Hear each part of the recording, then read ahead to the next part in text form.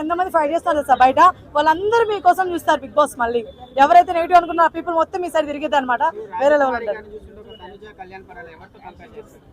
ఎవరు కంపారిజన్ కాదండి. ఈమె అసలు ఈమె స్ట్రగుల్స్ కానీ ఈమె ఇది కానీ మొత్తం ప్రాబ్లం వేరండి. అసలు కంపారిజన్ వద్దు వద్దు బ్రో, ఎవరితో ఎవరు కంపారిజన్ వద్దు. ఈమె వేరే లెవెల్. నిజం చెప్పాలంటే ఎక్కడ ఈమె కప్పిచ్చేస్తారని కూడా అనిపిస్తుంది. కానీ సెలబ్రిటీస్లో ఎవరు వస్తారో తెలియదు, ఇంకా కూడా ఎంతమంది ఎలా ఫైట్ చేస్తారో తెలియదు. కాబట్టి చూద్దాం, దాని గురించి కూడా వెయిట్ చేయాలి.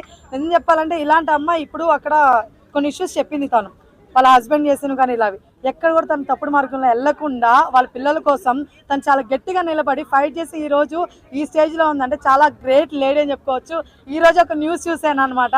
సో రాథోడ్, మన ఎవరామె పేరు మాధురి రాథోడ్, ఇలాంటి పనులు చేయొద్దు. అర్థమవుతుందా? మీరు నిజంగా ఎదగాలనుకుంటే చాలా ఖచ్చితంగా ఈమెలాగా ఎదగండి. అర్థమవుతుందా? ఎస్, రాజ్ కుమార్ లాగా ఎదగాలి. మీరు కరెక్ట్ గా ఉండి కరెక్ట్ గా పని చేసుకొని కరెక్ట్ గా ఉంటే ఏ రోజుకైనా మీరు ఖచ్చితంగా ఇలాంటి పొజిషన్ లో ఉంటారు. ఇలా చెత్త పనులు చేయకండి. అవతల వాళ్ళ కాపురంలో నిప్పులు పోయకండి. అర్థమవుతుందా? ఒక బాబుండి కూడా మీరు ఇట్లా చేస్తున్నారు. వాళ్ళ వైఫ్ మాట్లాడింది కొన్ని మాటలు చాలా వరుసగా ఉన్నాయి. లేదు, వాళ్ళ వైఫ్ గురించి చెప్తానండి.